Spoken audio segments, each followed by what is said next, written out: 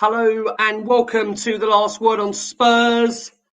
We do hope you're keeping very, very safe and well. Thank you so much for joining us as we are here with another therapy session on Last Word on Spurs. We've got guests on the couch this week. One still happy to join us in what's going to be another one of those additions to Last Word on Spurs. We do hope you are keeping very, very safe and well, of course. If you are listening to the show for the first time, you can find us on iTunes, we're on Spotify, we're across all major audio platforms. We're, of course, on Twitter at Last Word on Spurs. We're on Facebook and Instagram too. And joining me on this show, we're joined by one of the most positive Spurs fans I know in the wonderful Sammy Powell, and a man that was due to sing us out, and maybe sing us in the middle, but that quite frankly can't happen tonight because of the nature of Tottenham Hotspur as a basket case. We're also joined by the brilliant Winstone over Spurs Song Sheets. We're expecting Richard Cracknell to join us very, very soon on this show. But as always, a bit of housekeeping here on Last Word on Spurs, that we are always delighted to be sponsored by the Beavertown Corner Pin.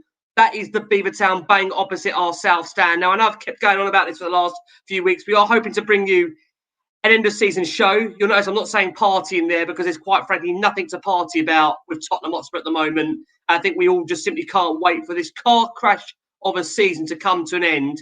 I think the only thing I can try and tell you guys out there that are looking for therapy is that there's 7 games remaining, if I'm right in saying. So that's all we've got to put ourselves through.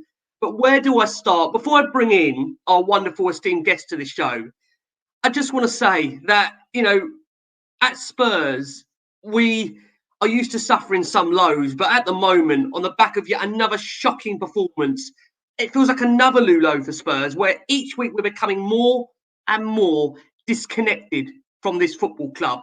And I would just say, when you've seen what's happened over these last couple of months with Tottenham, these last 6 weeks, stop waiting and give us an actual manager that can take this club forward. Because quite frankly, at the moment, this run that we find ourselves on is just becoming torturous. And anyone that's come back from that stadium today, I can feel your pain. I really, really can.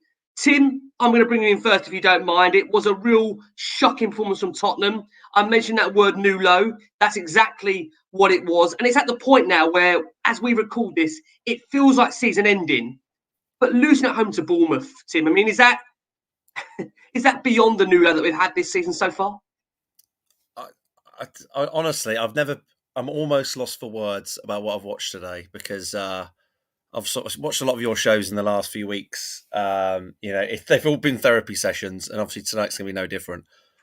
But I just can't quite get what's going on because the whole, Conte leaves. You just think, just go fresh start. Like, no one wants to write the season off, of course, but I think they just assumed if we get rid of Conte, that's going to get rid of the problem, but it isn't. We're just doing the same. Like I saw your tweet earlier about the definition of insanity is doing the same thing, and that's what we're doing. We're just doing the same thing. I just can't quite get over what I've watched. It's bad enough losing, but even to that point, I mean, it was just torturous. I mean, until Danjuma scored, no chances second half, and you're thinking at 1-1, go out and actually have a go. They had a go for 15 minutes for me, 15 minutes, and it was great. Perisic down the wing. It was looking pretty good, actually.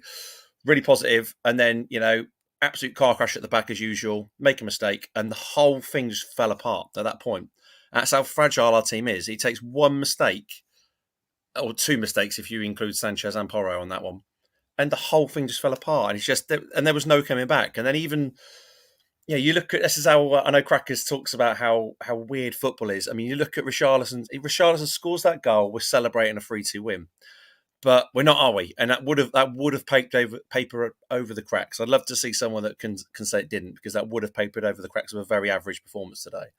So I'm just as disillusioned as everyone, mate. To be honest, Sam, let me bring you in. I mean, look, as I've said there to Tim, it does feel like definitely the lowest point of Spurs' awful season so far. That unfortunately after this has to continue. We saw boos at the full-time whistle, naturally. But most fans are just like me, desperate just to get away at the end there. I mean, it just feels at the moment that the players have no real idea of what they seem like they're meant to be doing. And just as a club, we are drifting and drifting and drifting into complete and utter mediocrity. Tell me what you think, Sam, on the back of that display, performance, and yet another horrendous defeat. You nailed it there, the players, because it is down to the players as well. I have to say what Tim was saying there, lost for words. I am not lost for words right now. The bottom line is you know, and this is called therapy, because you tend to get people that have the same problems in the same room in therapy and talk about them. And there's absolutely tens of thousands of us feeling exactly the same. This is not good enough. It's an absolute shit show. And, you know, normally with Brentford, with Bournemouth, you know, you'd say, I can't believe that happened last minute. We can believe it happened now, and that's the problem. Now it's almost expected. That's the issue with Tottenham at the moment. We've got this stigma, this ethos, this spirit around us of thinking, it ain't going to last. We ain't going to do this. It's not going to happen. This is going to happen. Something will mess up at the end. We're 4-0 up and we're still thinking we're going to lose sometimes. This is where we're at as Tottenham at the moment, and it is hugely frustrating. And one of the things I want to vent, Ricky, is that I feel as though it's all about, yes, Crackers is in. Yes, hello, Crackers. I mean, we're probably going to come on to this, but are you telling me that Pochettino, Jose Mourinho and Antonio Conte cannot manage this team? I'm sorry, I disagree. It's at the point now where and then this is Crackers, perfect timing, a great terminology for you here. If I went to a restaurant and bought a steak and it was bad, and I went back and it was bad again, and I went back and it was bad again, and they fired the manager, and then I went back and the steak was still bad, and then it was bad again, and then they fired the manager, and I went back and the steak was still bad, then it's the fucking chef's fault. And I'm not being funny. It's not all on the manager. The bottom line is the person that's in the kitchen, the people that are there making it happen, which are the players on the pitch, they're not making it happen. They're not doing it. And I saw one bit of positivity in terms of changing the attack today and taking Sanchez off, which I'm sure we'll come to with the boos, which I'm completely against. But, you know, we went attacking. I love that, a positive move from Tottenham for the first time instead of sitting reserved. But it's not always the manager. There's something at Tottenham where it needs to change. And it's just not working for us. And in my opinion, it starts at the back. I'm going to sound like a broken record, but it does. It does indeed. Cracks, welcome. This club, welcome to the therapy session. You're the man that I know is here to give out the most counselling to Spurs fans at the moment. And quite frankly, I just don't know where to start anymore, Cracks, if I'm being honest with you, because you look at the nature of the fact with Tottenham that they just seem utterly directionless. You've mentioned that term, rudderless. There's no plan. There's no strategy. There's no structure. There's no cohesion. There's so many more questions than what there is answers. And week upon week upon week, nothing is getting easier. If anything, it's getting harder. And there was fans at the end there that just could not simply wait to get away. That is what this club is doing to those fans. It is literally driving them out of that stadium, quite frankly, now, to a point where many don't even want to return anymore. It's not the club that they knew, Cracks, what we're seeing at the moment. No, and I get the feeling that some people at the club, even everybody, by the way, and apologies for my tardiness, I don't know. I actually get the feeling that they don't want us there, Rick. I think they'd be quite happy to have the NFL there every week, or concerts there every week, or monster truck racing there every week, or anything other than football. Because at the moment, I don't even recognise that as Tottenham Hotspur, and it's a tough one, Rick. It's been worse than this. The football, I've seen worse football there and worse footballers, but I've never seen no semblance of Tottenham Hotspur. It's always been Tottenham Hotspur, just Tottenham Hotspur being bad, or Tottenham Hotspur with players not good enough, or, you know, just going through a bit of a period, if you like, or a tough time or a lean time. But at the moment, there just doesn't even seem to be a Tottenham Hotspur there. It's just like, I don't know, Rick. It's very hard to put into words. It's like, it's almost like they're doing it because they have to do it. But everything else is more important. I was watching today, and, you know, the F1 car adverts running around the side of the pitch, and, they're talking like the Skywalk and this and that. It's everything. But I mean, even down to earlier this week when they put the adverts out for the season ticket renewals, and absolutely nothing against any of the people that appeared in the advert, because a few of them I actually know personally, and they're brilliant people, and they got asked by the club and they done their bit. But that season ticket advert didn't mention football at all. Did not even mention the football. It was just a thing of, it's a great stadium and this is what you do every other week and this is where you meet your mates, and so renew your season ticket and come along and meet your mates in a great stadium. Nothing, barely anything about the football.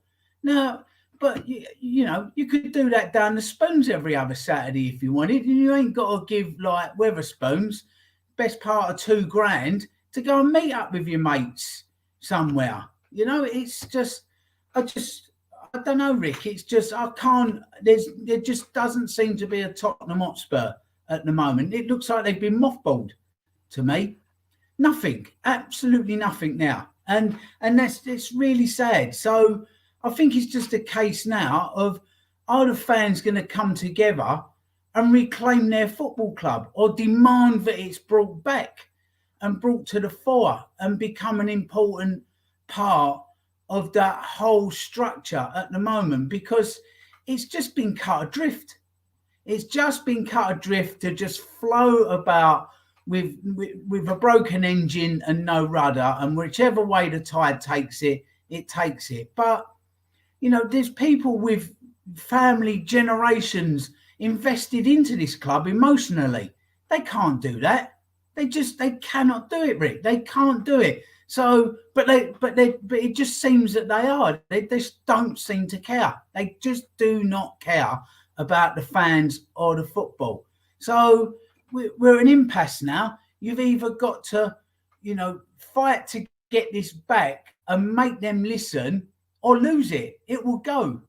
Honestly, I think if you asked that board and you gave them a truth serum and asked them, would you like to be rid of the football side of Tottenham, they would tell you yes. If they could get rid of that and just turn that into the O2 in North London and just have different events and everything, they'd do it, Rick. They would absolutely do it. I'm convinced of it. So this is where we are. It's horrible, Rick. It's absolutely horrible. I've never, ever known the club like it since I've been going since the 70s. There's always been a Tottenham Hotspur there.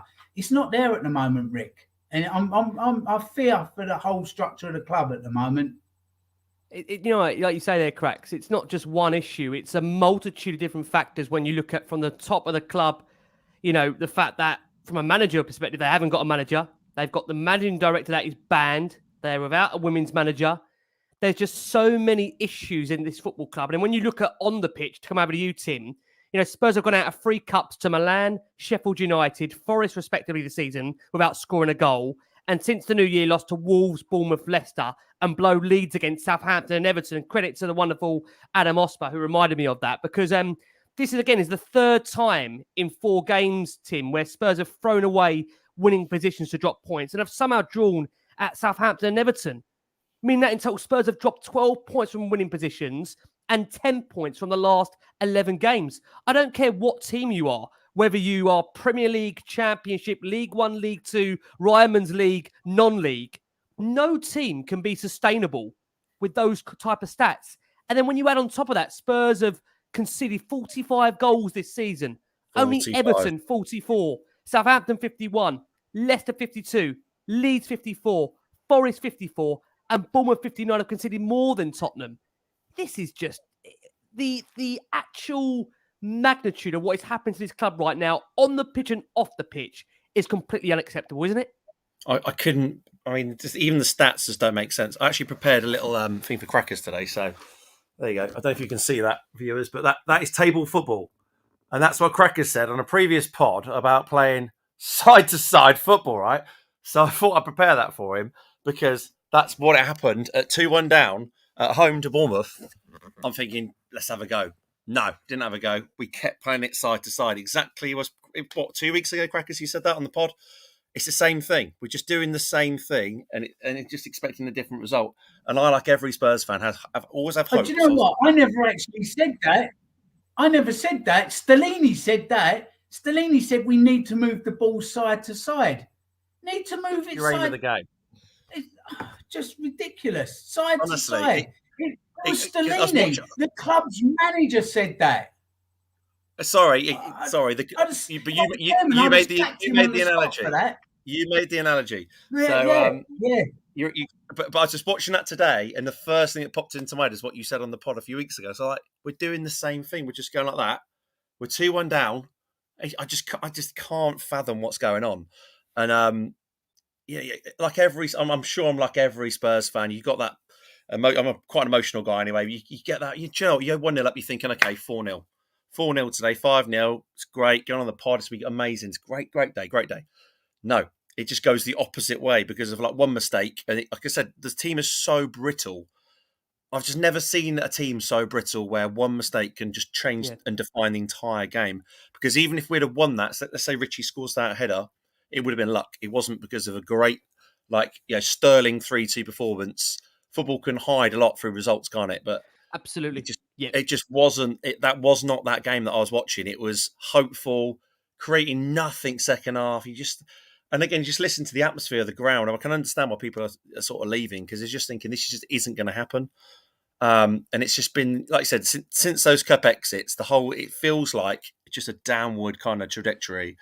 And you sort of get these little humps of okay, maybe a goal's going to spur it. I just can't see it going that way. I genuinely fear now for the rest of the season because I kind of agree, like most listeners, top four's kind of gone.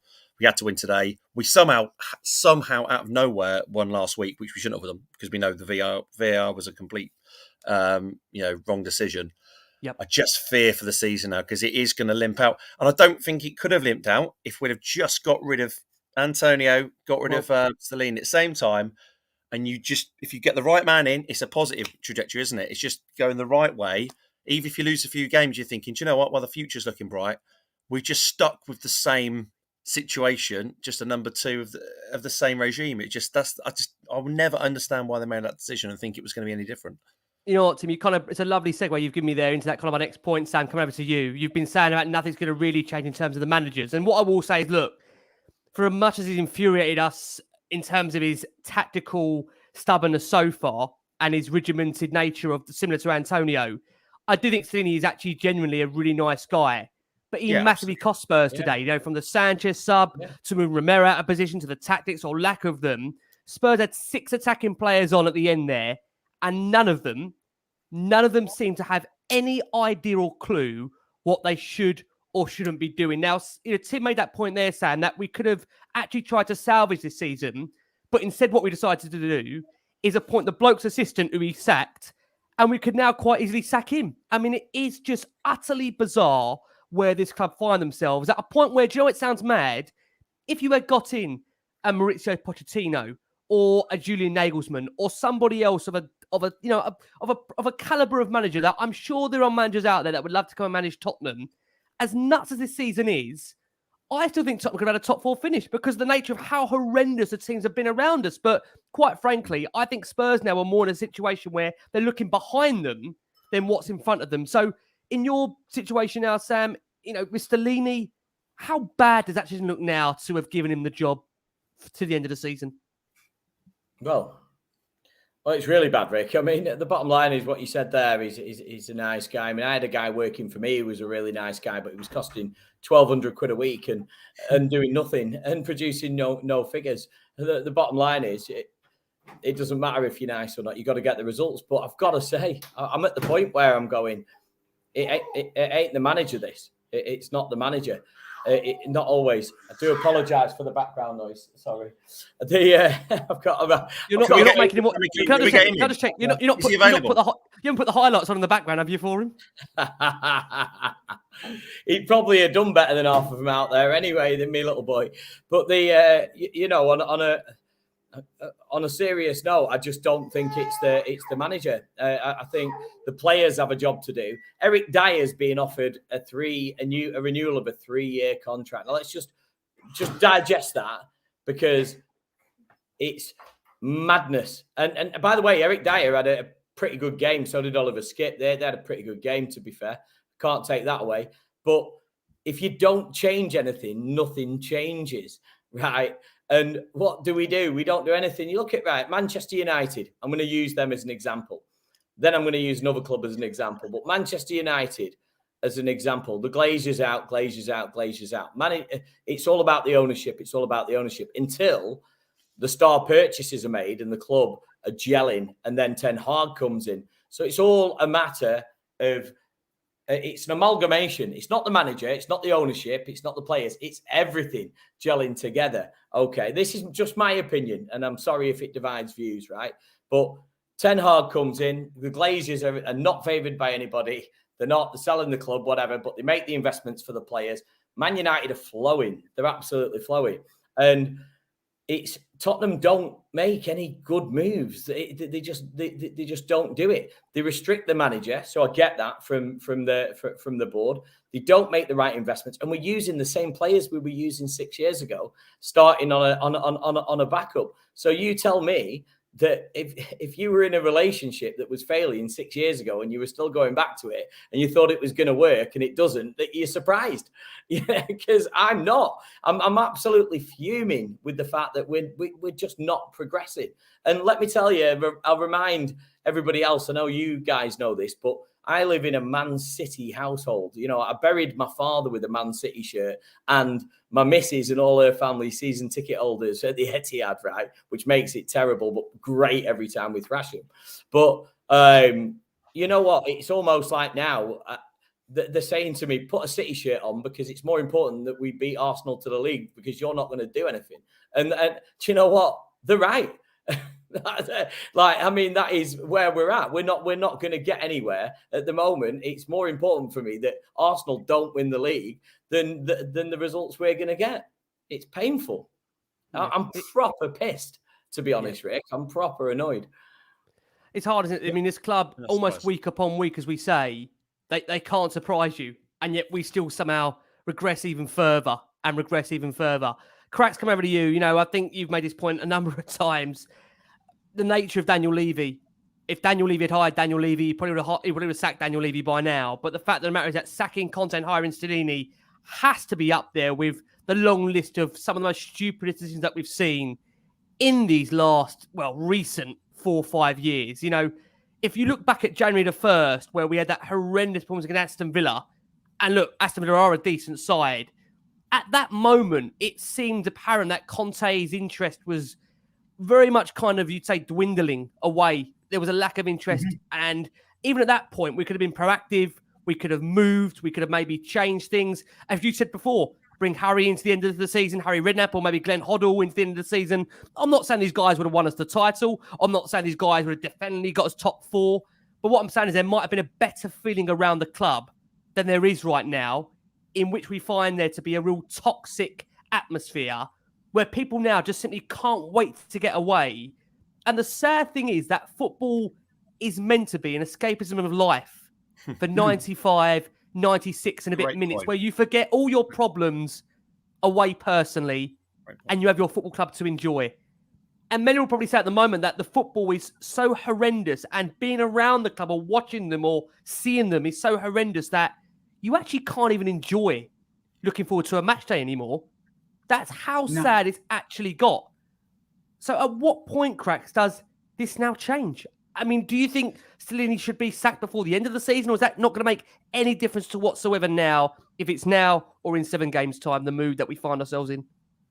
Well, I think it all depends who you bring in, Rick. And, it's if they make a decision on a manager, but they're not available until the end of the season, okay, we have to sort of jog along with what we're doing. But even within that, as I've said on one of the last shows, I'd rather see Ryan Mason just try and jog us along, because at least he's a Tottenham boy. all right, he's not the right man for the job, but he's a Tottenham boy. He's got no real connection to the previous man that went rogue right back in January. But like you said at the top of that, Rick, it shouldn't even come to that, because when Conte started going rogue into Jan-Feb time, the writing was very much on the wall then. It was finished. It was done. I mean, he was saying some things that were absolutely all over the place. You know, they were. I've seen managers go for less before at Spurs and at other clubs. So from that moment, he was, you know, a dead man walking, for want of a better phrase, wasn't he? It was all over. Once you go down that route that he did and started talking the way he did, the club then has to hit the button and go, okay, the next man needs to be found, and he needs to be found now. So we have actually had since Jan. So that's Jan, Feb, March, April. We've had 2-3 months already to try and speak to somebody to come in, but they let him stumble on and just get worse and worse and worse in press conferences. And then we get to this point where he literally begged to be sacked. Begged. Like, you know, he was just, apart from punching Daniel Levy on the nose, there was little more else that Conte could have done to get sacked, to be honest. Surely after, like, because I watched your show after the Milan game, right? So he came out with some stuff after the Milan game, and I'm thinking he can't survive this. And most people are probably thinking the same thing, but he's still there in the morning. You're like, exactly. And on he went. And on he went. And then all of a sudden, he got to a point where he had to go. And we knew that point was coming. And before the end of the season, and then we, you know, we're not us, because we're not the problem. Then the ball turned around and went, oh, scratch their heads, and went, what are we going to do now? Because they don't understand football, Rick, because they're running off and just looking at this, that, and everything else going on. They turn to the director of football that's fighting fires elsewhere with what he had going on because of like previous things that had happened. So he was distracted. And now here we are with Stellini, the love child of Conte, basically. And, you know, so, I mean, even now, Rick, he should go. He has to go. And just let Ryan Mason have this till the end of the season if your man isn't available right now. But you've always got to try and make the best of a bad situation. Not get into it in the first place, but here we are. So now at least try and do something. But what we've got at the moment with him running the side, just ain't working, Rick. It's just not working. And they just seem absolutely tone deaf to all this. Even if the club turned round and said, look, we have got some candidates in mind. They're not available till the end of the season. Ryan Mason's going to take charge until then. They don't even communicate that out, Rick. It's silence. It's stony silence. Tomorrow morning, all we're going to get is the cameraman in the gym again, aren't we? Them on their bikes. We go again next week at Newcastle. Here's an half-price away shirt, or, you know, here's this or here's that. That's all you're going to get from them.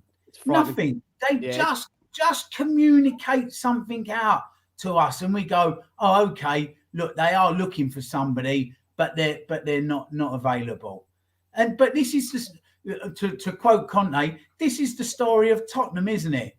And this lot upstairs at the moment are running this. They're not even running it. It's just wild. It's just gone absolutely wild. Nothing. There's absolutely nothing coming from them. They're clueless, Rick. Absolutely clueless. You know, we've been saying here that essentially Stellini is almost in the mould of Conte, which again makes it even more balmy how Spurs decided to make that change as they did and not give the actual players a fresh set of coaching staff or a manager to actually work with, where they would have felt a little bit of space and been able to breathe away from the current culture around the club. What's interesting, coming over to you, Tim, is that Steely has come out in his post-match press conference afterwards and has pretty much put the blame on the players. He said they failed to get that victory over Bournemouth due to their mindset and digged out individual players. So he's got a bit, again, similar to the way Conte went. He said that I accept that today we played 2 different games. We played a good game until we scored, and then we conceded the second goal. What happened in the middle is not the mindset we needed. We dropped, and we need to change this mindset. We need to keep the ball in their half of the pitch. He then said, on the insistence of Spurs dropping deep, it's a habit we have. It's not the first time. It's a long time we do this. You have to be perfect in a defensive situation. We were not so perfect. I mean, it's the way he talks, Tim, and what he comes out with. I mean, it's almost as clueless as what we're seeing on the pitch, isn't it? There's no real understanding of what he actually is trying to get to. The fact of the matter is, it seems that he's separating himself away from yet another horrendous display in which he tells us that even before the game that there's no issue with the style of play at Tottenham. Is that the biggest problem, the absolute disconnect from the fans to the coaching staff to the board at the moment? It's the whole thing. So what Crackers just said about, just communicate. There's a phrase, isn't there? No news is worse than bad news. We'd rather have bad news. We'd rather have, Nagelsmann doesn't want Spurs. We'd rather have clarity. There's no clarity. And it is just continue on, and then everyone's left in the dark. There's nothing worse than that because everyone's guessing. It's terrible. For me, 15 minutes was once we conceded pretty much. After we went ahead, great first 15 minutes. Then we concede. From that point to Danjuma getting away with that goal, whether you think it was VAR or not, it was clueless, completely clueless. So it was the entire chunk of the game, bar the 20 minutes, that we had no idea. So it just, again, it's just speaking for the sake of speaking. I completely agree. He should have gone at the same time with Conte. Fresh start. Like I said, like Crackers has said, Mason isn't everyone's first choice, but he's a Tottenham boy, right? And what they need now, and I completely agree with what you guys have said, which is why I do want Poch back now. You need someone to repair not just the football, that it's just such a problem across the whole club. And keeping the man that's everyone perceives to be part of the problem is not going to help things. The best thing you can do, just if you cut a Salini and you've got Mason in charge, people will probably give him some grace because they know how bad it was. Obviously, the last time it happened. Tim, sorry, I'm so sorry, mate. Do you think that's going to make a massive difference to the results? Do you think it is? I don't, because I do agree. I do agree. I mean, having seen Romero do that back heel, which almost cost us a goal at already 2-1 down, for me was like, this is beyond belief. Beyond belief. I thought the Brighton thing was beyond belief. I think you're looking at. I do think, guys, you're looking at a group of players that have a real lack of direction, cohesion, and even understanding what they're looking or meant to do. And for me, that gets set. To be honest with you guys, that comes right from the very top. No clarity. If we're going to be honest with you, it does come from the very top, But the bottom line is, management is absolutely key, and management is where it stems, and then you get the results. I do agree with that. I'm really sorry, but there is absolutely no way that Pochettino, Jose Mourinho, most decorated managers, Antonio Conte, come to Tottenham and still get crushed. I'm terribly sorry. There needs to be some huge change, and huge change in the club as well. We get these smoke and mirrors of this incredible stadium being built for us, that this is what we're delivering to you. They're not delivering it to us. They're delivering it to the profits. They're delivering it to the company. That's what they're doing. What we want is we want to see the ball kicked in the right direction and the players cheering for joy with the fans, hugging the fans. It's become enough now. I would rather play at Bramall Road and have the results than have a stadium that's got a cheese and wine room and you can walk around it and pay $2,000 or whatever it goddamn is to do it. The bottom line is it does go from the top, but also there's accountability for everybody, because if I was managing that game today, the only thing I wouldn't have done is brought Davinson Sanchez on, and I know that made a massive detrimental effect to it. Again, I'll reiterate, he shouldn't have been booed off the pitch, ever. Never should any player that wears our shirt should ever be booed off the pitch. However, I wouldn't have brought him on. If I was managing that game today, those changes that were made were pretty good, right? They were pretty good. and you put Danjuma on, and then when that you put a defender off, and you went, right, I'm going to go and attack, and then put another attacker, you put Richarlison on, and went, let's go hell for leather. But the bottom line was, it wasn't connecting, Rick. And then when we were, do you know what? We looked good on the attack, and it always does look good. I always say this. I feel like a broken record. The top half is amazing. But then when we're left on the break, the backs are freaking shambles. It's a shambles. There's absolutely no formation at the back. And there's been no change. There's been, it needs a complete refresh. You know, even Romero, he's brilliant. I love his passion towards the club. And I think he's a great player, obviously World Cup winner.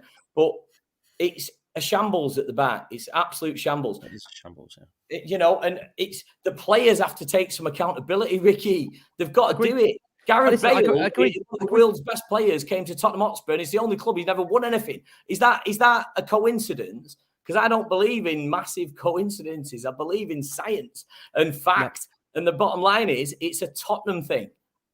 I agree. No, I definitely agree. I mean, the sad thing is, like I say, when you look at today, you know, for Spurs now, upcoming for Tottenham in the next 8 days, Newcastle, Liverpool, Manchester United. You know, we're now definitely in a situation where we're looking downwards rather than upwards. And it is a real shame that I still feel if Tottenham had got that new manager bounce, it wouldn't be feeling like the disastrous end to a season that it feels like it might be for Tottenham. And it also is maddening when you think about that Newcastle result earlier in the day before we recorded this, that, you know, Spurs had a great position to be going into that game against Newcastle, level on points and in a real good feel-good factor to St James's Park. And quite frankly now, I think you'll see a Newcastle side that are absolutely determined on the back of their defeat to really put a performance in and up their game. Because Eddie Howe, to be fair to him, he's had a few bad results at his time there, but they've been phenomenal this season. You can bet 100% Newcastle, St James's Park next week. That place is going to be rocking. But what I do want to say before we go for the break is I don't want the actual result or performance to take away from the fact that Bournemouth, they did play really well today in long periods of that game. And Gary O'Neill after the game said something that, again, maybe many fans might not agree with, but he said that Tottenham, he felt, were like the away side in that game. Yes. Bournemouth, they dominated large periods of the game, but he said Tottenham were a counter-attacking team. And I think it's incredibly sad right now in the situation that we're in that Tottenham Hotspur right now are giving up 50, 60% possession away to Bournemouth, to Brighton, with Tottenham Hotspur Football Club.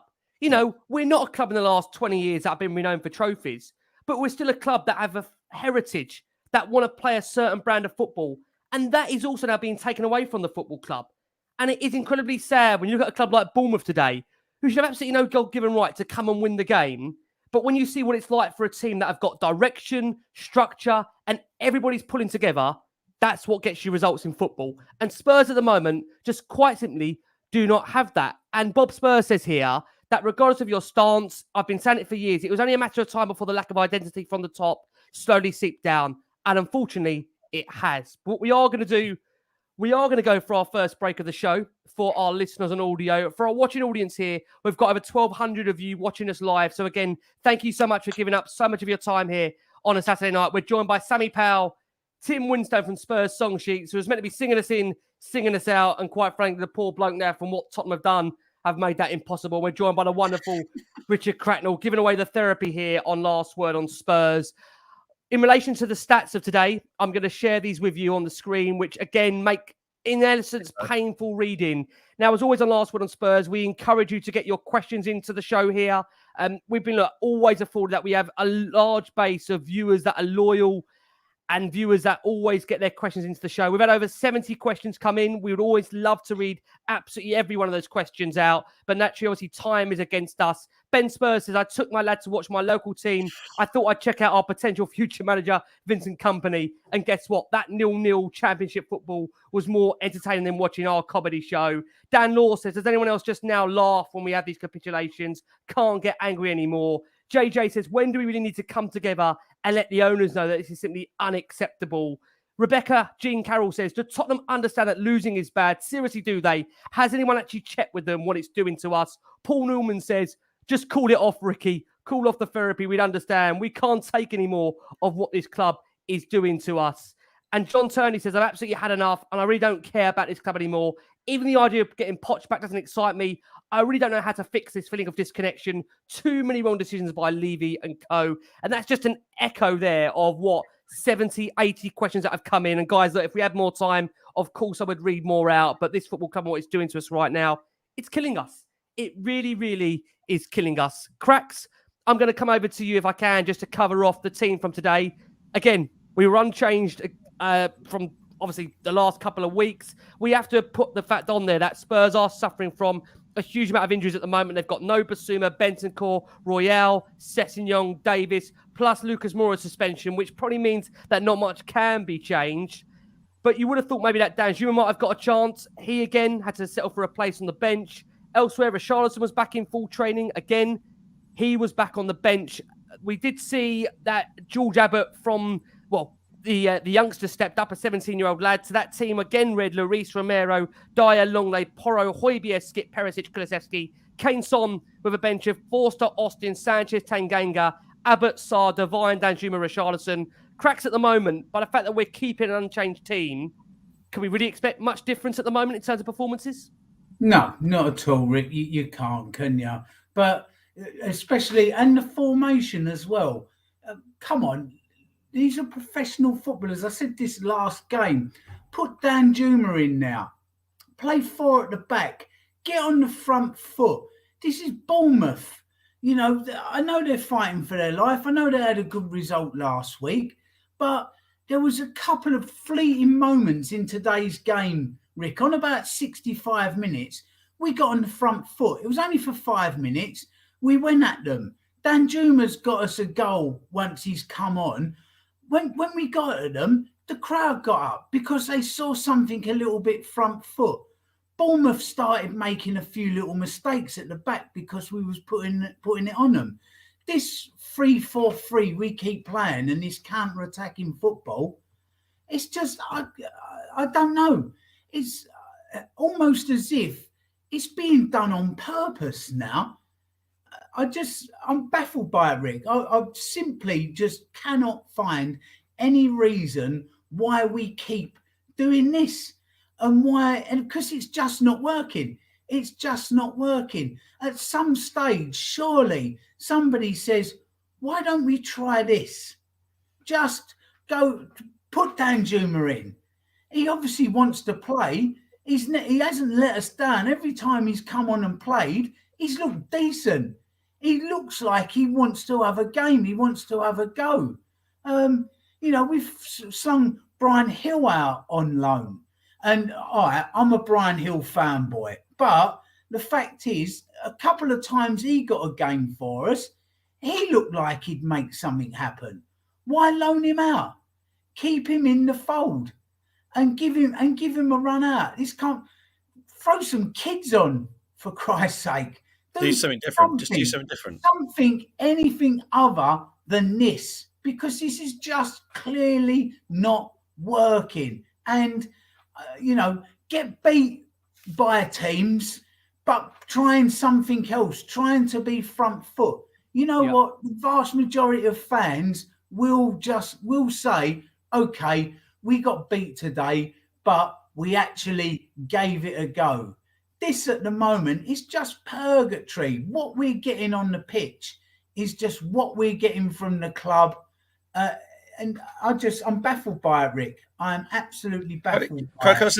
I said to Ricky earlier, right? So when they bring Sanchez on, you're thinking, okay, you're looking at half full, half empty now. Langley's injured.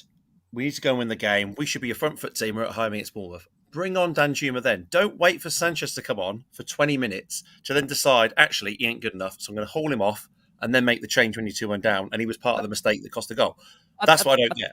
Yeah, I think that's the problem though, Tim, isn't it? It's not one, it's an array of really, really poor decisions that we are going to come on to with Sanchez. I think it's a good point here. Someone says here about Eric Dyer. There's been reports this week that Spurs have reportedly already agreed an extension for Eric Dyer, a new 3-year contract. And I understand the frustration and the anger that why would we be giving someone a 3-year contract when, quite frankly, they're just simply not good enough for Tottenham anymore. Love Eric as a guy, love his passion. I love the fact he wants to do well, but the guy clearly, quite frankly, just isn't up to task. And ultimately, it does feel like maybe they're looking to come good with a win before they give him the deal and announce it. But at the moment, in which way possible does Eric Dyer deserve a new extension to his contract? How do any of these players at the moment deserve new extensions to their contracts at the moment? The fact of the matter is with Tottenham, there's just so many off-form players that, it's really, really concerning. I mean, one guy, Sam, coming over to you that, did get Spurs on their way in terms of the game was HeungMin Son. He put us in front. It was, to be fair, a magnificent pass from Longley in the build-up. For Son, it's his 8th Premier League goal of the season. It's his 12th overall. It's his 6th against Bournemouth. And it's a sort of Spurs goal that you should have seen a lot more this season with Perisic linking up. There's been a lot of questions whether Perisic and Son could play together. But again, even today, Sam, because of the nature of the result, it takes away from it that Sonny now is finally looking like he might be getting back into a little bit of form. Yeah, I mean, he's mustard, and we all back him, don't we? I mean, it's ironic that Beyonce is playing at the stadium because he is irreplaceable. But the bottom line is, there's only a couple of players there that can do the job. And I honestly, Ricky, I'm getting to the point where I think I don't want to put people off listening to this podcast, but I'm going to be saying the same thing. We're strong at the top. The midfield is massively lacking Bentancur since Bentancur has been gone. And Oliver Skipp, I think he did a great job today, Oliver Skipp. And sometimes he has good days, sometimes he has bad days, but that's football. But you need 5 of him to replace Rodrigo Bentancur. I'm terribly sorry you do. And that's the difference in class when you bring players like that in. And, the midfield, you look at, are you confident with that? No. Are you confident with the back? No. Confident with the attack? Yeah. That's why we had to put all the attackers on, because we were going to lose to a club that we should beat with our reserves. But Sammy, most of our possessions in the back and the midfield, so we don't play to the strengths that we actually have. That's what I don't get. Do you know what, mate? That is such a great fact as well. I mean, that is, it's just proof is in the pudding, innit? It really is. And playing out from the back, Davinson Sanchez. Listen, Porro made a couple of mistakes today. I'll be honest. I like him. I think he has got a lot to give Tottenham. I think if he is potential, I'm sick of hearing potential. I know. Hearing it, I'm just at the point where potential with Tottenham. Oh, Spurs are interested in. Oh, they've got an eye on. Oh, potential. I'm sick of being that club. I'm absolutely cured of it. It's a joke. We're supposed to be a title challenging club, and we're not. We're becoming an absolute calamity. It's a joke. And the bottom line is, Pedro Porro, he deserves to be in the squad. Romero deserves to be in the squad. But we're not where we're at. There's world-class defenders out there that are available to buy. They're not just, we wish we had them. They're available. Yep. Why don't we put our fucking hands in our pocket and get them? And not being funny, the midfield needs some structure. And once you get that right, and Bentancur, by the way, was the heartbeat of that. But we had it before with Christian Eriksen. Christian Eriksen, undervalued. Yeah, a lot of people like him. Some people say he's overrated. Absolute heartbeat of the club. Once you've got that midfield right, that feeding philosophy to the right, to the left, straight forward, it's so important. And we've just not got it. The attacking, brilliant. Yeah. Joe, let's come on to discuss some of the nightmare defending we saw in that game. Sam's already given us an avenue into there. Tim, we'll come over to you first. Bournemouth do go level with Tottenham. Sanchez to Porro was closed down, and it was a mistake. He was dispossessed far too easily on the right by Vina, who nicked the ball. Bill into Solanke to Vina. He run through, he dinged it over Lloris. But, I mean, again, Sam, we've seen it before with Tottenham. Not the first time this season, Tim. Spurs caught totally asleep. They almost let the game drift subsequently after scoring. And Porro really, on the back of that performance today, he had subsequently on the Saturday had to deactivate his Instagram from what I imagine he's received a lot of stick on the back of the game. But look, again, with Tottenham, defensively just all over the place. I must add, obviously, before that, we saw Clement Longley come off with a muscle injury, which probably was the defining point of this game. He pulled up whilst going for a challenge. It meant Sanchez came on for him. Romero then had to vacate to the left with Sanchez on the right. And it's a damning stat that, the last 3 times Sanchez has been subbed on in the Premier League, Spurs have conceded at least once in those first 15 minutes, Tim. I'll go back to it. So why are you bringing Sanchez on? If you have a little trust in him, you're going to pull him off after 16 minutes or whatever. However, how long was he on for? 20 minutes? It couldn't be any more than that. You pull him off to go attacking because you go 2-1 down. He's part of the mistake. Just do it from the outset. Be the half-full team to go, do you know what? Actually, we need to go and win this game. We're 1-1. Let's go and attack the game, bring Danjuma on. I couldn't fathom what was going on with that. But I mean, and it was, to be fair to Sanchez, he's had that dodgy touch, hasn't he, in the bottom corner. So I'm not like blaming it all on Sanchez because I think it was Porro's mistake, obviously cost the goal. But he's obviously put him under pressure. He should play it simply up the line. No, dodgy touch. Jim, it's just the whole thing. Just can I ask you this, pal? Though, yeah. Can I ask you this? Honest answer. Like, what's the other option? I mean, we haven't got it. Honestly, what he did with bringing Danjuma on after he took off Sanchez, you should have done that. That's the move. But we're supposed to be the attacking team. We're the home team against Bournemouth at home, going for top 4. We're not fighting relegation, so just do the half-full decision. Just go for it.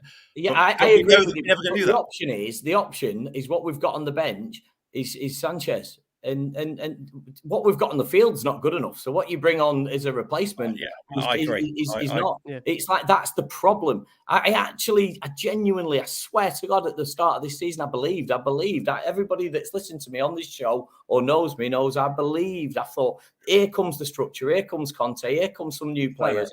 Here comes the structure.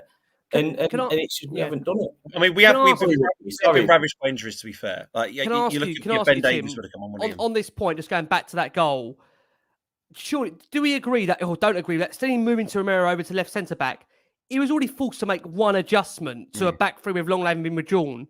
Why make another one? That's what I couldn't understand. Why make another adjustment? Because Bournemouth's goal was obviously Porro's fault. But does it happen if Romero is up right centre back? I'm not sure if it does. Does it? No, it's just car crash. I mean, the last 3-4 weeks. I mean, every time a team goes forward, you're thinking, okay, the attack's over. It goes back to Lloris, and then we are the masters of our own destruction, aren't we? Because then we start playing out from the back, and we just do not have good enough players to play out from the back. We just don't. I don't advocate long balls, but also I don't advocate playing yourself into trouble. And we did it again today against Bournemouth. And we do that against the top 2, Arsenal against City. We get punished every time. We just got punished again today, unfortunately. Because it's Spurs. On another day, they get against an Arsenal, they put that wide or whatever. But today, I mean, it was a good goal. I can't knock the goal because they took advantage of our bad mistake. But at that point, the game was kind of under control with it. So Cracks, let me come over to you. Let's discuss probably the most uncomfortable point in the game. Bournemouth scoring again. Sanchez, as obviously coming on now, was turned far too easily. Then he got back to get a foot on it, but that only helped to knock it into Solanke's running and lifted a shot over the sliding Romero and Lloris's hand. I mean, look, there was audibly boos for Davinson Sanchez. He touched the ball for the first time since making an error that led to the Bournemouth goal that obviously saw them take the lead. Now, the reset to be in sport, it started earlier. It's when he came on the pitch. I've never seen this in my career. I feel really bad for Davinson. He's a teammate. He's a friend. He's been fighting for the club for many, many years now. It's just sad. The story is sad for the club, for the fans, for the player.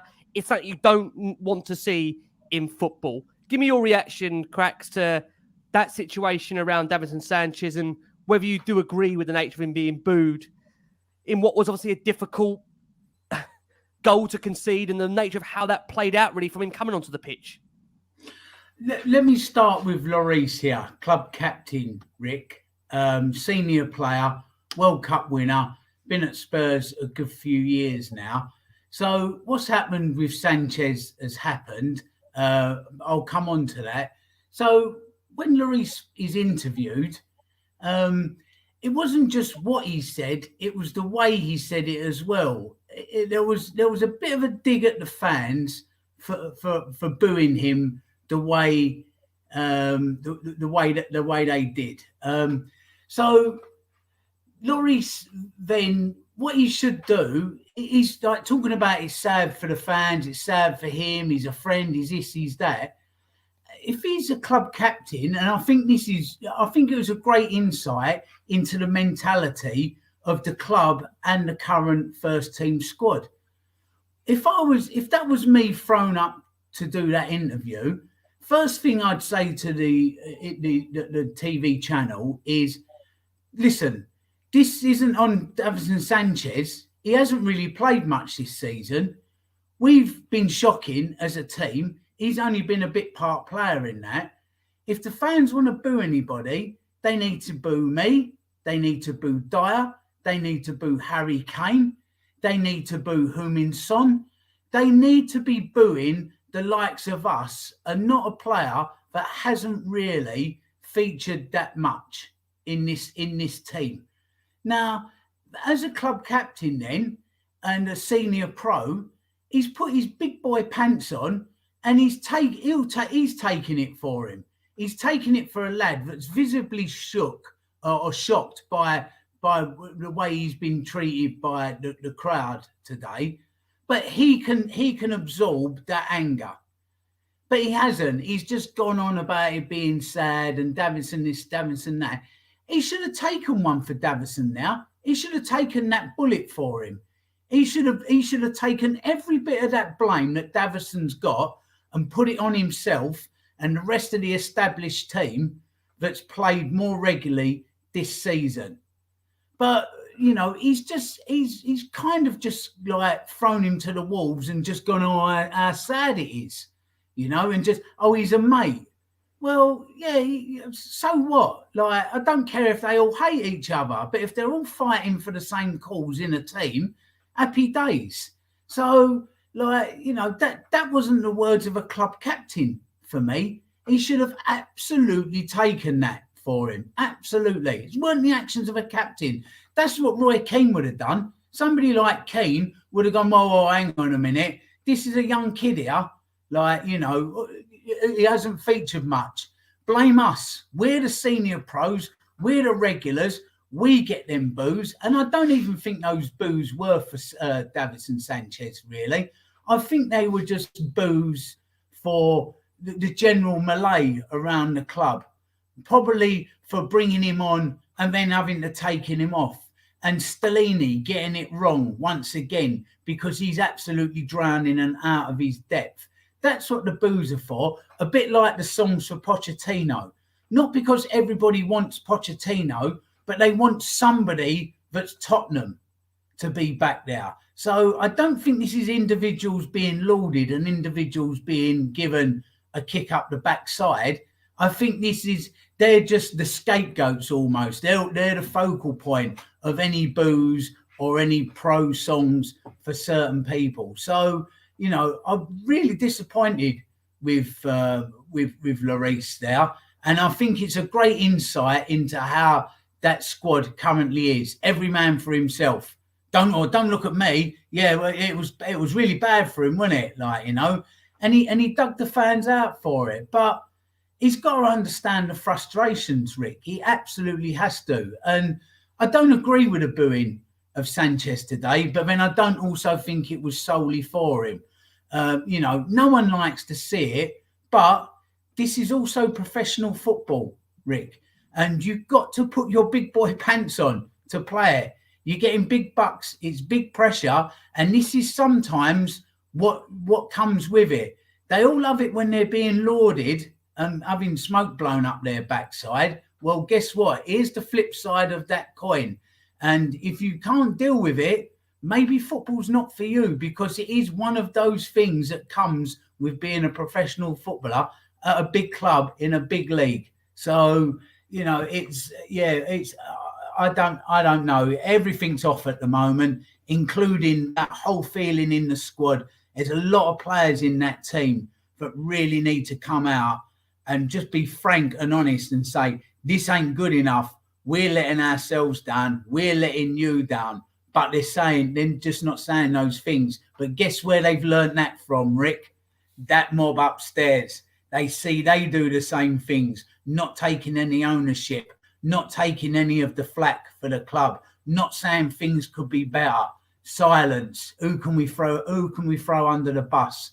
They've learned it. They've learned it from the top, and it runs right the way down through the club.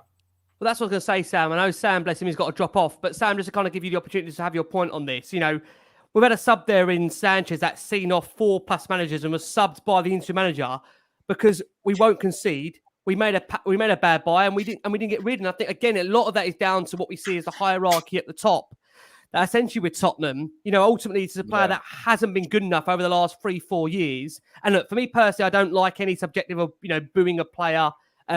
certainly Never. like that, and the way it was done. The same with Emerson Royale either. But you can see that. I don't think it's a case that, it's being done in a derogatory way. But, naturally, the player just isn't good enough. And his confidence is absolutely shot. He's been subbed off after 58 minutes. He lasted a little over 20 minutes. I mean, Sam, give me your take on that situation before you have to drop off. Well, I'll be honest with you. You might as well just replicate what Crackers said on that unbelievable rant that he just went on, which I agree with every single part of it. I mean, I feel it's a collective and a communal boo that's going on because everybody's just so frustrated. It's like in real life, when problems are building up on you in real life, they're normally little things building up and building up and building up, and then it's game over. You explode, and you're at the point of going, this is enough. And I think that's where we're at with Tottenham. Davinson Sanchez isn't good enough, but neither's Eric Dyer, and neither is pretty much 30 to 40% of the team, and we're used to that. We're used to that. We've not got a squad where we go, right, we feel confident going into this. Put it this way, if you put that starting lineup into an AI model and asked whether it was going to be going to win the game today, then the answer probably would have been yes. But with Tottenham, it's so bipolar. There's absolutely no certainty with them. And that's where they need that guidance. I do agree with Crackers. I do. Everything he said, it goes completely from the top. But I honestly, changing the manager, would I love to see Pochettino in? Would I love to see him in? Yes. Would I think things would change instantly? Honestly, Ricky, I'm at the point of saying no. Because until we've got the backing, until we've got a manager, you feel like a manager can make the decisions and they can get the players in that they want to play the style of play that they want, then nothing's going to change. And we've seen this before. We've seen it with Mourinho. He's going to back him. He's going to back him. And then Mourinho started dropping hints. Well, actually, it's not as clear as it seems. I can't actually do everything that I want to do, but I'm going to get the best out of the players that, maybe you wouldn't get the best out of. Then next minute, Conte. Look at that. That crushed Antonio Conte. He is a decorated manager, Antonio Conte. I'm sorry if anybody that says that he was the wrong man for the job. I disagree with you. I disagree with you. It was just the fact that it wasn't, he wasn't getting the promises that he was delivered. And, I know it's restricted in a January window. I know that there's, a lot of factors that complicate the avenues that go into making it perfect, and it takes time. But all you ever hear when someone comes into Tottenham is, it's a bit worse than I thought this was. It's going to take a bit of time. And then it doesn't happen. There isn't the time for them. Do you understand? It's an absolute mess. And, Danjuma, I think, deserves a good crack of the whip. I think he should be starting some games. It's not working out for Richard. Today. Why hasn't he started today? That's another thing. Yeah. Again, I don't know. I don't know. I just think we've got massive options there. I think Kulu's actually a little bit out of form. But listen, we could go into depth with it. The bottom line is, at the moment, the glue is not sticking at Tottenham Hotspur. No. It ain't. No, it isn't. Sam, we know you've got to go, mate. Thank you so much for your time. Really, really appreciate it. Sorry, it's been on a painful defeat, mate. We look forward to having you guys. I'm so sorry. I've just got to go and help with my little boy, and I'm terribly sorry about that. So no, you're an absolute star, mate. Guys, listen, really appreciate it. And listen, dare I say, come on, you Spurs. I mean, I just want to end with this, Ricky. I always look for positives. I wake up in the morning and I am grateful for every day. I'm one of those people. I value every single day. Of course. And the bottom line is, you've got to look for positives. At the moment with Tottenham, it's really difficult. It's really difficult. And we need something other than a change of manager, other than a star signing. We just need some gel, we need some team unity, and we just all need to get behind the club and make sure that it happens. And you know what? We've got to make sure that, regardless to the decisions of the board, that we're behind the club. So come on, you Spurs. Absolutely, mate. You're a top man. Thank you so much, Sam. Always a brilliant Sammy Powell and Last Word on Spurs. Cracks, we're going to steer the attention back over to you if we can here. So in relation to, obviously, Spurs finding a leveller somehow, we're at the stage where there was really no formation. We had Richarlison replacing Skip, It meant that we had Kulusevski, Danjuma, Kane, Son and Richarlison on the pitch, as well as Porro and Perisic as fullbacks. It felt like it really was a genuine cup tie there towards the end. Before that, we had the chance of we want Levy out, and even the louder ones from Mauricio Pochettino from that south stand. But Danjuma did score. It had to be him. He rifled home a low shot from the edge of the box. A brief VAR check did confirm Kane did not interfere with play. And after the game, Danjuma said, if you are Spurs, you should always try to go for the win, which we have tried to do. Inevitably, you leave space with Bournemouth to counter-attack, and it's always a bit dubious scoring against your old club. Football is a business, though. I am now at Spurs, and I'll give my all for the club. And all I would say, Cracks, is with that leveller, the sad thing is, I think, as Tim and Sammy alluded to, is why the guy didn't start the game and wasn't brought on earlier. No, he even talks about the right things at the end of the game there, doesn't he? You should always be looking to try to win. You know, we're in the results business. I'm now here at Spurs, so I'm for Spurs. It's, you've heard a lot more that you can cling on to out of him than you did from Lloris after the game. That's for sure. And Danjuma's been here 5 minutes. So, this is exactly what you want to hear. And as I said earlier, Rick, every time he's played, he's not let us down, but yet he can't get in the side. It's baffling. Same as Forster in goal. I thought he was excellent when he came in, when Lloris was out. We looked a little bit more cohesive with him now. Now we're just back to looking shaky with Lloris in goal. Everybody just looks a little bit off of it. They're all a little bit worried what's going on behind them. Richarlison's missed a sitter today, as somebody's said in the comments there, but that does happen. But create more chances, because the more chances you create, more chance you've got of scoring a goal. And he took it well. Why he's not starting, I don't know, Rick. I really don't know. There just seems to be something going on at that club between dressing room, boardroom, that we're not privy to. And it's like there's points being scored or something. It's almost as if Conte is still picking that team. That's how it feels like. It feels exactly the same. It feels like that Scalini's got some sort of earpiece in. You know what, Crack? So I've said this to you. The fact of the matter is, with the continuation of having Scalini there, these players have not really felt like much has changed. Scalini has been there in the absence of Conte. No. There's a continuation. There's most of the coaching staff there. Nothing has genuinely really changed for those players. Nothing has. They haven't been allowed to breathe. There's not really been a change of system or tactics or style or impetus or structure. Everything's the same. So everything's the same. Why are we really expecting different results? And unfortunately with Tottenham, we said last week, as Tim alluded to there, we got out of jail against Bournemouth. We did not deserve to win that game at all whatsoever. And today, we've had our comeuppance. We really, really have today. Said this last week, Rick, didn't we? After the Brighton game, I said I'm more concerned being a Spurs fan and winning than I would be being a Brighton fan and losing, because it's not about those individual games. It's that direction of travel. It is the direction of travel. And at the moment, that looks poor. It looks bleak. And they've gone to Chelsea behind and go and win the game. So they've just turned it around and gone away to a very hard place to go and get a win. And they just played the same way. They believed in their structure, in their DNA, what we're doing.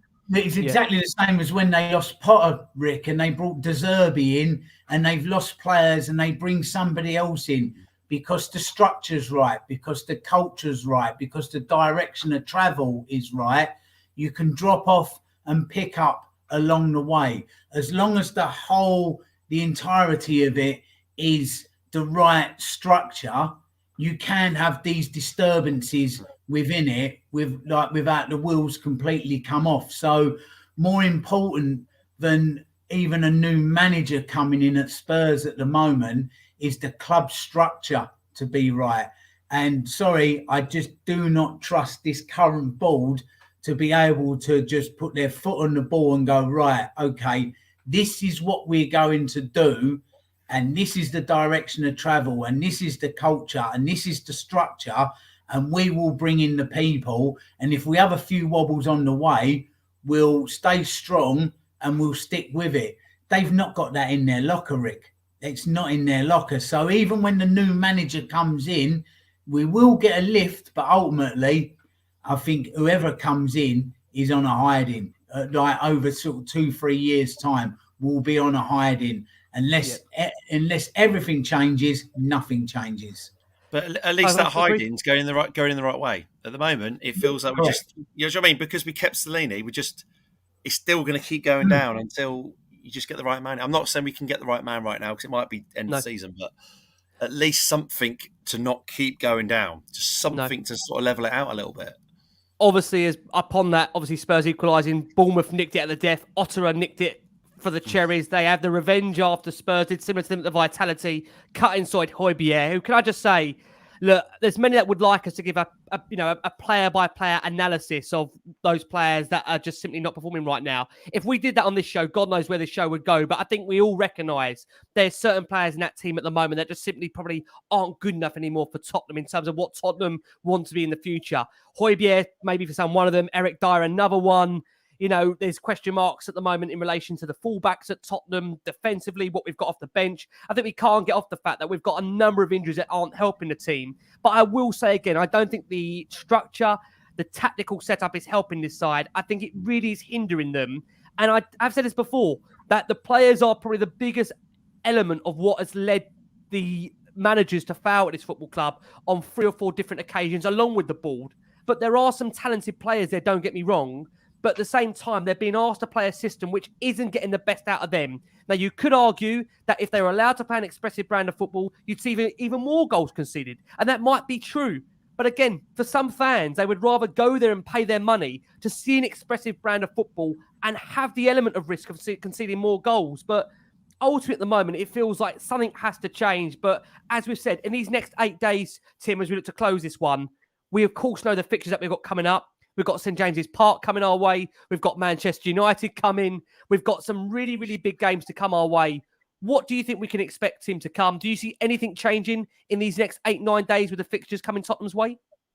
I did think today was critical, to be honest. I think a lot of fans felt the same thing. It was, on paper, it's a guaranteed home win. It never is for Spurs anyway. But I kind of felt, obviously, last week I felt we got a leg up with the Are you okay there, Rick? For anyone listening on audio, it's all gone. Ricky's collapsed. He's gone. He's gone.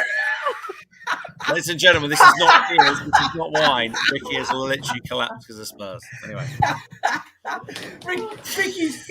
Ricky's collapsed worse than Spurs. Now he's back. Look, the hair's all over the place, and he's gone again. Wow. Stop it. Oh, man. Evans and Sanchez in your room, Ricky. What's going on? Ref, surely that's a pen, ref. He's gone over. Ref. Crackers. Go to the VAR, take a look. I'm going back to IKEA with that stool, mate. I'm not having that stool. That's not for me. Wow. Anybody listening to this on audio, you have to go back and have a look at this on a new YouTube. low. Just all of a sudden fell over, then the backdrop fell over, then he went, then he came back, but now he's logged out, now he's coming back. It's honestly, it was literally Tottenham Hotspur in 30 seconds, wasn't it? Look. Last word on Spurs has gone Spursy. Oh, dearie me. Tim, are we getting him back? Do you think he's coming back now? Is that it? I reckon he's. I think. Hello. I think he's done. A&E? Are we going A&E? Ricky, we're live. Oh man, alive! Honestly. We were Hello, boys. We were saying. Where do we go from here, Crackers? You tell me. I think you might have me, boys. I have not got you at the moment, but I'll let Cracks try and sum up what has happened in the last 5 minutes as the utter car crash of Tottenham has taken over my back room here and completely and utterly destroyed it. And for anybody old enough to remember, it's now like Charlie's Angels, where you never actually saw Bosley, did you? It was just the voice in the background. If anyone records a show, 250 quid, get it into Jeremy Beadle. He's your man. He's your man. Honestly, I do think that Romero's actually just gone through Ricky and completely wiped him out, hasn't he? But Tim, whilst Rick gets everything ready in the background, and we can hear you, Rick, by the way, trying to put all your backdrop back together. You might want to mute your mic in case you start swearing and cussing. It is a worry going to Newcastle next week, isn't it? I do really, really fear for us. But wouldn't it also just be Spurs to go up there and nick a win?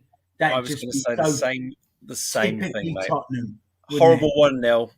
And then you're thinking, bloody hell, all we had to do was just beat Bournemouth at home. Yeah. But you look at some of the results from earlier this season against teams we should be beating, and those teams, if we did, I haven't got the facts and figures in front of me, but we are third with a cigar on, literally with a cigar on, those easily winnable games. But does that not kind of also tell you that if you get the right man in that the players buy into, then maybe it looks a complete mess, but maybe there is some easy fixes here, and 100%. It's not that far off. It just feels a lot worse. Crackers, my point was, I thought Conte was that man. I thought he was the man to come in and, the winnable fixtures, so your Bournemouth's at home, your Southampton's away, I thought he was the man to crack the whip and get that sorted. But it obviously hasn't worked, does it? That's the most frustrating thing for me.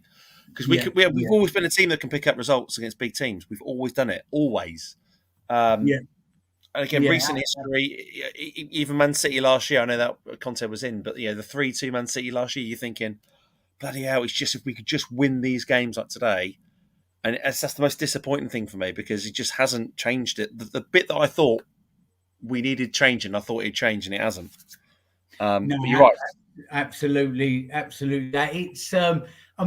with Conte, when he first came and we done the Welcome Conte show, we said, now we've bought ourselves a Bentley, you've got to service the Bentley, you've got to change a yield and bend to him and his way, but our club structure is just not set like that. So look, I think Rick's completely gone. I think the root has been smashed out the wall and everything's come crashing down. But Tim, he's back. He's back, Crackers. He's back. He's in the window. There's two, Ricky. Two. Oh. I still generally can't even hear you guys. I think my mic has completely gone down. I didn't want to come back, but I actually generally can't. It's one of those shows tonight. It's one of those shows. Oh, I generally can't even hear you guys. What an absolutely nut show. Cracks, I'm going to hand over you to maybe close it and just witness the Jeremy Beadle moment of 2023 so far, right? You called it. Very much so. So what we're going to have to do, everybody, is we're going to have to close the show out, but we've got to do that via the power of mime so that Ricky knows what we're up to. So well done, everyone. We're going to finish now. Okay. Gotcha. Come on, you Spurs. And the live at Tottenham Hotspur, if this proves to you anything can happen on a Saturday Night Live. Oh, my life. This is just golden. Go and play table football. Go and play table football. Table. Play some side-to-side football. That's what... Thank you so much. Delaney says side-to-side football. That's what we want. Rick, if you can hear me? Have you got me now? I've got you loud and clear. I've got you guys. Okay. All right.